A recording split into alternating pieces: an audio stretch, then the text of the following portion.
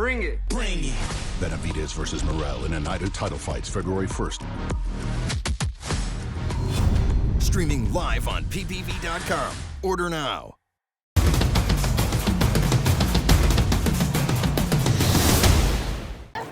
Marcos Villegas for Fight Up TV. From behind the camera, being joined with Jim Lampley. Saw a great win by David Benavidez against a highly skilled David Morrell. Your assessment, Jim, ringside, from the type of fight Benavidez fought here tonight? It's interesting because one of Morrell's cornermen, Bob Santos, told me yesterday in the media room, if David can keep the fight right in front of him within a tight range, if he can have a straight-on angle to go at Benavidez and try to catch him with quick shots upstairs, he'll have a chance to win the fight.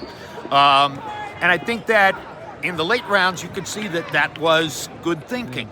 But what he didn't have was any way of defending effectively against Benavidez's roundhouse shots upstairs and to the body. Benavidez's constant application of power to the rib cage, to the shoulders, to any place he could touch.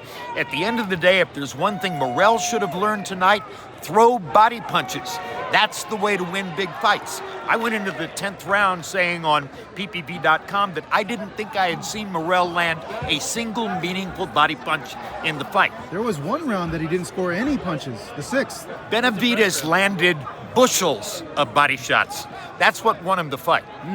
How would you rate this performance compared to Andre, compared to Caleb Plant's performances from Benavidez? Well, I think that Morrell's a better opponent than Andre and Caleb Plant. And I like Caleb Plant, and we're friends, but at the end of the day, I think this was a higher talent level with Morrell.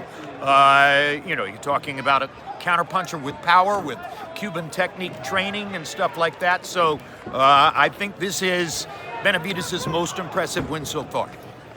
If you could critique like an area of improvement from tonight's performance, like what did you catch? I think he can still be a better defender, but that's not the kind of fighter that he is. You know, he's not going in there to conduct a paint job. I think that maybe his shots would benefit if more of them were straight on rather than roundhouse the way they are. But this is his natural way of fighting, and this has been winning fights for him. And Bob Santos, who told me yesterday, that he needed Morrell to keep the fight tight and in a box in front of him, was acknowledging that once you let Benavidez get into the rhythm where he's throwing here, throwing there, coming over the top, and the punches are coming from all angles, that's when he's most likely to hurt you. So, at the end of the day, I don't think I'd change anything about David Benavidez. I just want to watch him fight. That 11th round had a little bit of a drama with the point deduction. What did you make of it from your experience seeing that sort of stuff? Well, it was a flash knockdown. It boosted the emotion of both fighters. Morrell thought he had something going and maybe that he could, suddenly change the fight and score a knockout. Benavidez was angry that he had gone down. The point deduction, it didn't matter. It was very clear at that point who had won the fight and what the decision was going to be. So,